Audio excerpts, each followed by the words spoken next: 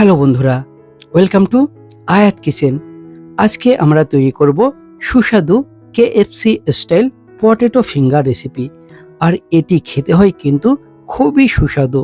তাহলে চলুন বন্ধুরা, খুবই ইজি ওয়েতে বাড়িতে কিভাবে পটেটো ফিঙ্গার রেসিপি সহজেই তৈরি করে নেবেন আজকে আমরা দেখে নেব।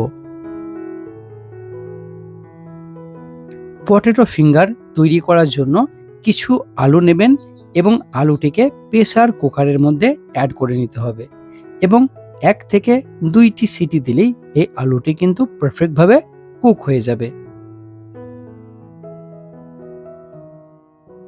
আলু কুক হয়ে গেলে এরপর এই আলুগুলিকে কিন্তু খুব সুন্দরভাবে ম্যাশ করে নিতে হবে। বেশ ভালোভাবে ম্যাশ করবেন যাতে আলুর মধ্যে কোনো রকম গোটলা ভাব না থাকে। এরপরে এই আলুটিকে ফ্লেভারিং করতে হবে, তাহলে এক এক করে সমস্ত ইনগ্রেডিয়েন্টস এর মধ্যে অ্যাড করতে হবে, যার মধ্যে থাকছে হলুদ গুঁড়ো পাউডার, জিরে এবং ধনে গুঁড়ো পাউডার, লঙ্কা গুঁড়ো পাউডার, স্বাদ অনুসার লবণ এবং এর মধ্যে অ্যাড করতে হবে কিছুটা পরিমাণ ধনে পাতা কুচি এবং কাঁচা লঙ্কা কুচি। এই ইনগ্রেডিয়েন্টস অ্যাড করা হয়ে গেলে বাকি দুটো ইনগ্রেডিয়েন্টস অ্যাড করতে হবে, যার মধ্যে একটি হচ্ছে চাট মশলা এবং অবশেষে এর মধ্যে অ্যাড করতে হবে কিছুটা পরিমাণ কর্নফ্লাওয়ার এবং ময়দা মিশ্রণ।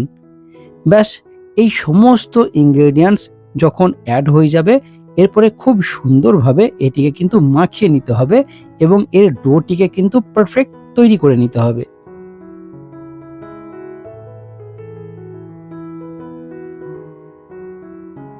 তাহলে এখানে আমাদের পটেটো ফিঙ্গারের জন্য যে ডো প্রয়োজন, ডোটি কিন্তু একদম পারফেক্ট তৈরি হয়েছে।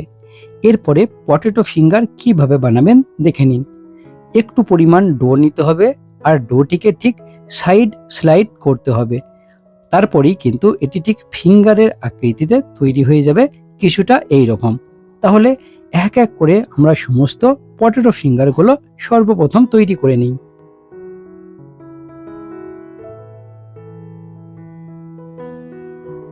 এরপরে পাত্রের মধ্যে অয়েল অ্যাড করে নিতে হবে এবং অয়েলটিকে একদম পারফেক্টভাবে গরম করতে হবে।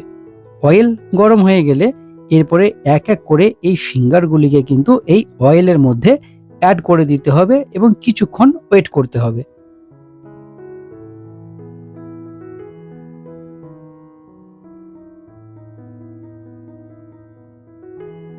কিছুক্ষণ ওয়েট করলেই এই ফিঙ্গারগুলো ধীরে ধীরে কিন্তু আরো বড় আকৃতি হয়ে যাবে এবং অয়েলের উপরে ভাসতে থাকবে। এরপরে এগুলিকে উল্টে পাল্টে নিয়ে বেশ ভালোভাবে লাল আকৃতিতে ফ্রাই করে নিতে হবে।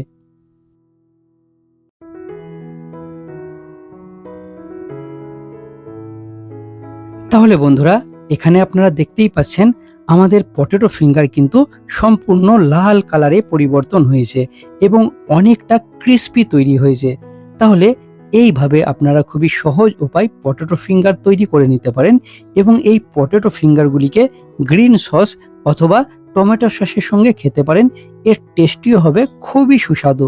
তাহলে খুবই সহজ উপায় আপনারা এই পটেটো ফিঙ্গারকে কিন্তু তৈরি করে নেবেন।